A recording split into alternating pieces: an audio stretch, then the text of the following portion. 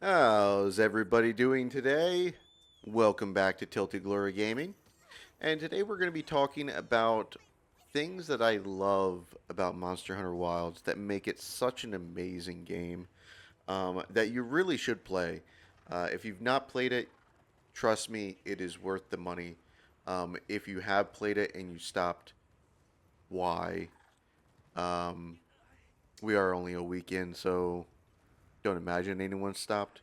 There is obviously performance issues, but that's on the PC side.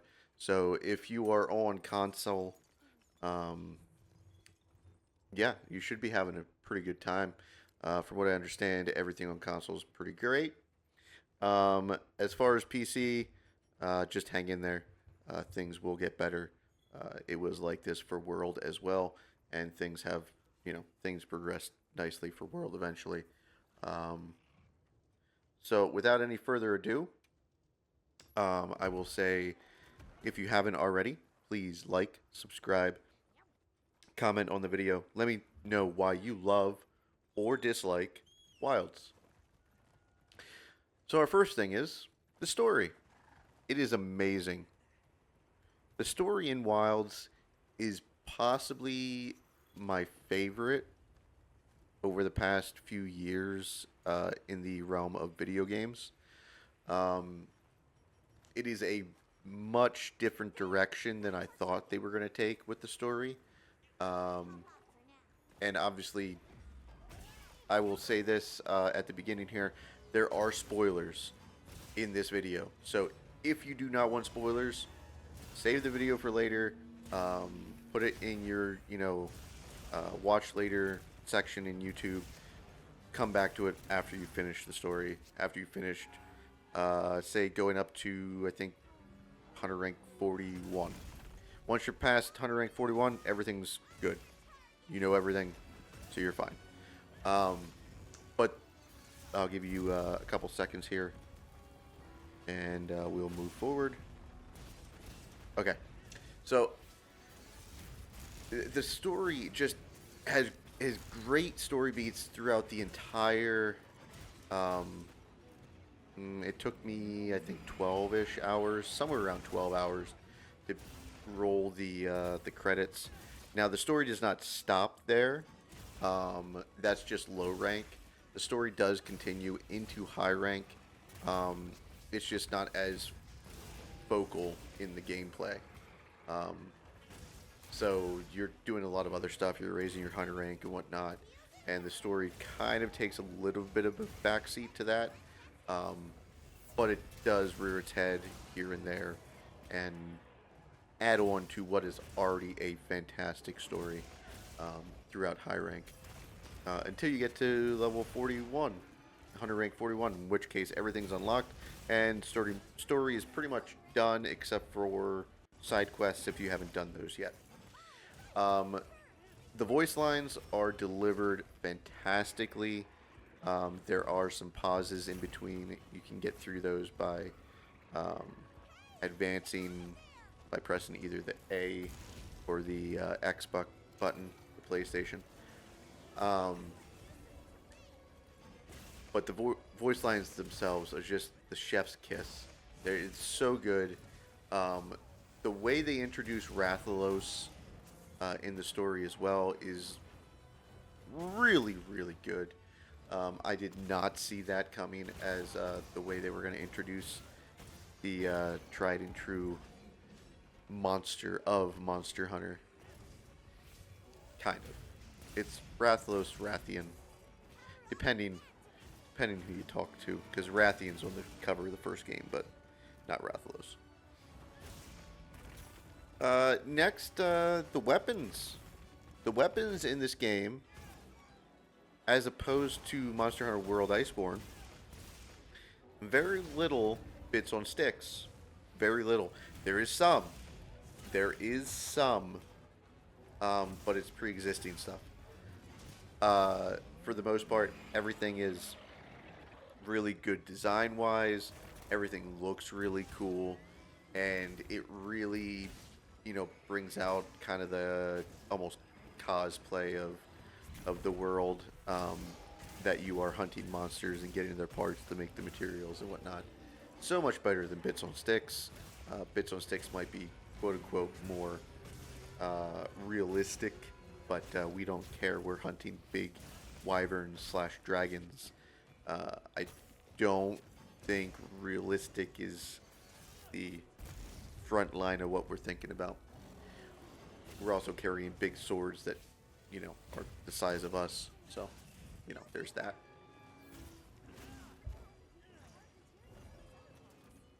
Ooh, sorry there. Had to sneeze.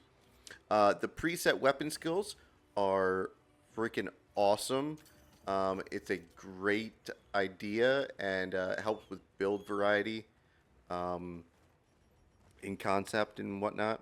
So, having focus on a switch axe or having crit element on a switch axe, or even there's one with crit boost, having quick switch on the switch axe. They're all really great ideas. I will say that some of the stuff is bugged currently. We are waiting for a patch for some of it, but the concept of it is excellent. I do enjoy the idea of how they did it. I was worried about that initially, but I do enjoy the skills that they put on there. I think it really can add a lot to the weapons. Um, the world of Monster Hunter Wilds definitely seems alive throughout the entire playtime that I've had. I have just shy of 60 hours currently. I did not get the game early, so I got it on release with everybody else. So I've spent this entire week here just going through and playing as much as possible in between my, fatherly duties with my kids and whatnot. So, but the world really seems alive. Uh, it has never stopped seeming like that throughout my 60 hours on it. Um, the concept of the weather cycle, differing weather, inclemency, the fallow, and time of plenty, they are all great. Very, very diverse systems, very different. Um, the vibrance of the maps during the plenty is so gorgeous. Um, and then just the weather uh, during, uh, the inclemency is just out of this world. It is amazing. Um, it also, hit the correct beats during the story. It really intertwined itself in there. With that, um, with the monsters being like herds and groups throughout, it is a lot of fun, and it's very interesting to then hunt them that way. Uh, you can use different, things to break up the groups and um, separate the herd, or you can just fight them all together. Very, very alive feeling, very um, interactive. It feels like you're interacting with the world. You're not just going into this generated world and just doing the systems. It oftentimes, just in other games feels like you're here, and say this monster would do this thing at this time and blah blah blah. Obviously, it's a video game. You're gonna have some of that. There's gonna be some over time. There's gonna be some idea that you can figure some of this stuff out. But just on the base level after 60 hours, it feels good. It doesn't feel generated. It just feels like a living world. Um, Gathering is no longer a chore. It is enjoyable. Um, and not only that, endemic life, I will straight up stop a hunt at this point. I have done it in multiplayer. Be like, oh, guys, that's one of the little raptors, the different colored ones that I don't have. I need to go get him. I'll be right back. Like, uh, I'm sorry, but there he goes. I'm going to get him. I'll be right back to fight Arkveld. Don't mind me. I actually did that during one hunt and came back and then instantly did an offset, which was great. It's like, hey guys, I'm back. But yeah, it's again, like just goes into the living world, and the gathering, just being able to do it as you ride, and it just feels amazing. Um, with that, the weapon move sets I just mentioned uh, offsets, offset attacks. The move sets themselves feel amazing, and it's probably the best move sets that we've had in a mainline Monster Hunter game. And by mainline, I don't mean um, like Rise Sunbreak. Rise Sunbreak are the portable additions to the franchise. Um, like Generations Ultimate. They're the portable series to the franchise. I'm talking about Monster Hunter One, Monster Hunter uh, Tri Ultimate, Monster Hunter 4, 4 Ultimate, Monster Hunter World, Monster Hunter Iceborne. Um, Monster Hunter 2 is weird. It's Monster Hunter Dose, and it's kind of out there for a game, but still, even that one. Those would be the main lines. The other ones are the portable series, which are generally more arcadey. But as far as the main line, I feel like these movesets are far and beyond the best. Like way more than I thought they'd be. When I first started off, I thought the counter and offsets were just going to be gimmicky. The offset, especially, I didn't think was going to feel worth it. Um, if you go in and look at one of my most recent shorts, I have me just offsetting Arkveld for an entire hunt. It's like a 30-second short. So if you're into that, go check it out. But it's just offsetting Arkveld over and over and over again. And every single one of those was in the same hunt. Same hunt. Just basically every time he does anything with his chains, you can offset it. So really fun, really enjoyable, and it does pay off to learn those timings and get them down. The counters, obviously, uh, getting a perfect counter feels amazing. I have another one on of shorts, just countering Rathian, and I perfect counter her tail swipe. You still get poisoned, but you don't get the damage. It's weird, but it feels great. Um, the monsters in this game, the monster skeleton variety in the game is the best we've seen since Monster Hunter Generations or Generations Ultimate, depending on which one you've played. If you played either, they were both on the Switch. I think regular Generations was on the 3DS as well, but they're old style games. They had uh, very different combat um, from any other game, and they had basically every monster. This is the most amount of skeletons that we've seen in a Monster Hunter game since that. World, there wasn't a big variety. Rise, there was a little bit more.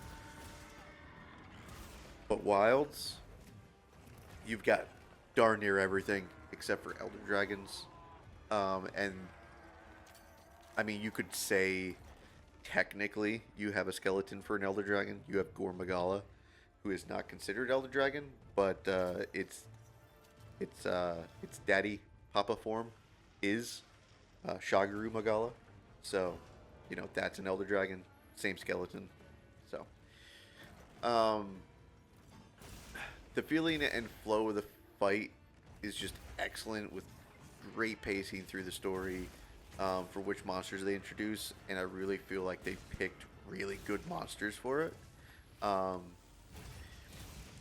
they also kept a few monsters a secret. So if you haven't played through, I'm not going to name the monsters specifically, but just know not every monster was announced. Also, they don't all show up during the main story. You have to play past credits to get them. So enjoy that. If you did not play past the story, if you literally rolled credits after a dozen hours or so and put the game down and thought that was it, let me tell you, it wasn't. Go back. Go back. There's more monsters. You have not fought everything. You have not fought nearly the hardest monsters either. You have not unlocked all the weapons. You have not done so much. Go back. Keep playing. When running the game at ultra settings or top settings, it truly looks amazing and is leaps and bounds better than so many other games. People were saying that it's, a downgrade from World. They're just haters. That or they weren't playing on ultra settings, or they didn't, have the capability of doing so, which I do feel bad about. Not everyone being able to run it on ultra does feel bad. Not gonna lie there, but when you have it running on ultra settings, which is how you judge a game on its best settings, as far as graphics and that kind of thing, it is leaps and bounds better than so many other games. And then you pair that with the unrivaled gameplay that you have with Monster Hunter. It's just truly a masterpiece. It really is. The armor in the game, just like the weapons, absolutely amazing. Building the layered system to be incorporated with the regular crafting of armor was a very nice touch, and that was welcome. I have a particular set of goggles that I wear with my character. Just goes very well with the way I made my character. Looks amazing, but they're very low tier. So I could not be wearing those if not for the layered set. And they do come in handy like early in the game. So, I had them crafted and I wore them for a while. And then I just layered them. And then I ran them without, being layered for a little bit. And now I'm layering them again. But just incorporating that in with the regular crafting makes so much sense. Don't make it more complicated. Just, that's perfect. Armor being more about defensive and utility skills also makes perfect sense. I love the idea. It is a great system.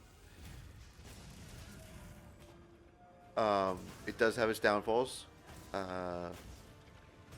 but I've always thought, how is the armor actually giving you more attack? Do we have like a mechanism in the right leg when you push off, it like ejects a canister that makes you stronger pushing off? No, it does not. It is just armor. You wear it for protection, for utility. It is what should be on the armor. So it makes perfect sense. Again, the maps are vast as hell, expansive, and you really get a sense that you need to explore to find all the little hidden areas, and it does behoove you to do so. And being able to walk straight out of camp and into the world is just the new standard. Like that's how it has to be going forward. I do believe that they probably rushed that a little bit. Probably could have waited till next generation to do that. And I think we would have had less performance issues with that way. I think we get a lot of performance issues that way. But now that they've done it, I think that's the way it should be going forward. It's a great experience. No loading. I will not lie to you. I do not run from one map to another. So I will not just take my sacred or go on foot to basically the quote-unquote warp zone at the edge of the map to go from the Windward Plains to the Scarlet Forest. Not going to do that. I'm going to fast travel. It is a game, okay? Yes, you can, try and make yourself part of it, part of the world as much as possible, but I have limited time, so I am going to fast travel when need be. Uh, if that breaks the immersion for you, there is the ability to walk straight from camp out into the world and then from each map to each other, which is awesome. I love that. I love that the option's there. And I can't say I never will do it, but, you know, for the majority of the time, I'm going to fast travel. Um, but again, it's very immersive. And final point, the characters actually have depth and are not just boring NPCs with no backstory. Um, the player characters actually hinted at having a past that makes us familiar with loss. Uh, there's a little conversation you can have with Alma that goes over this um, on why she suggested us for, uh, this assignment.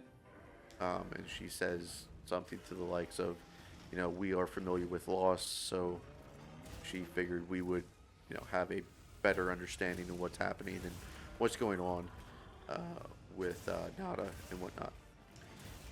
Gemma actually talks about real world, down to earth ideas.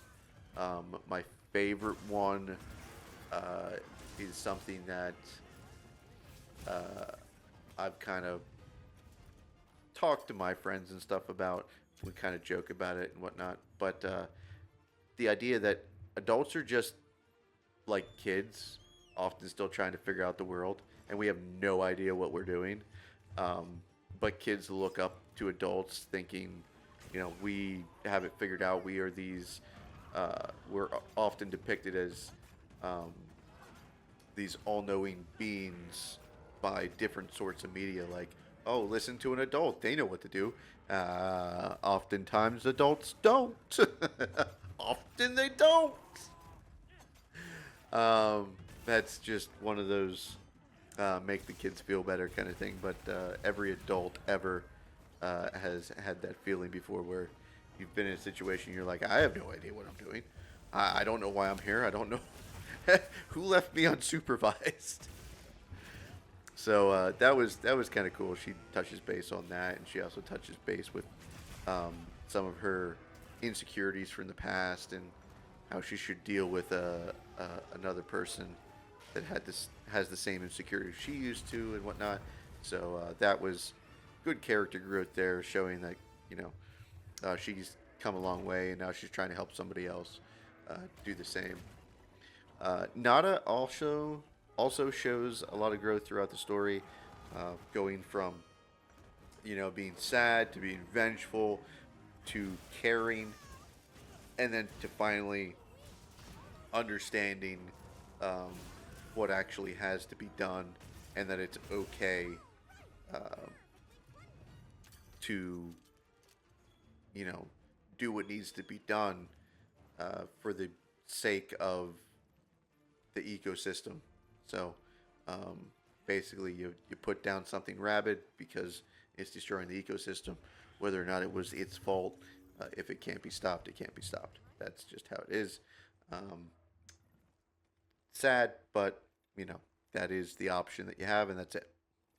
Um, and then finally, the best side characters ever in Monster Hunter, the Woodwoods. The Woodwoods are goated at this point. The one that gets caught in Nersilla's web is hilarious. His name escapes me at the moment. I think it starts with an R, Rudd, or something like that. He's awesome. Plum Peach is great. Trabuti. They're always looking for Trabuti. Attacking the Congalala for their pink fur. It's a great time. They're hilarious. But yeah, those are basically, they flowed together a little bit, but 10 different bullet points with sub bullet points in between of different things that I really love about Monster Hunter Wilds and love going forward. I am still playing the game. I think I'm somewhere around like Hunter rank 85 or something like that right now. So pretty far into high rank at this point compared to where you get into it. Um, not as far as some people. I saw someone, you know, at 100. I think they were 123, 123, um, in the high rank. It was like 3 days after the game came out. I was like, "What, bro? What are you doing with your life, man? Like, what's going on? Are you okay?" I'd imagine he got it early. If not, holy cow. Um, but yeah, as I said before, please, if you have not done so and you do like the videos, please considering liking, subscribing, sharing the content, and leaving a comment. What did you love about Monster Hunter Wilds? What did you dislike about it? Um, Let me know if you're playing the game, if you're waiting for the expansion. I know one of my uh, listeners who's very good at commenting, AB. Um, he said he's waiting for the expansion to come out. So if you're doing that, I get it. But I hope if you want to play, you are. So until next time, guys. This has been Tilty Glare Gaming. Bye.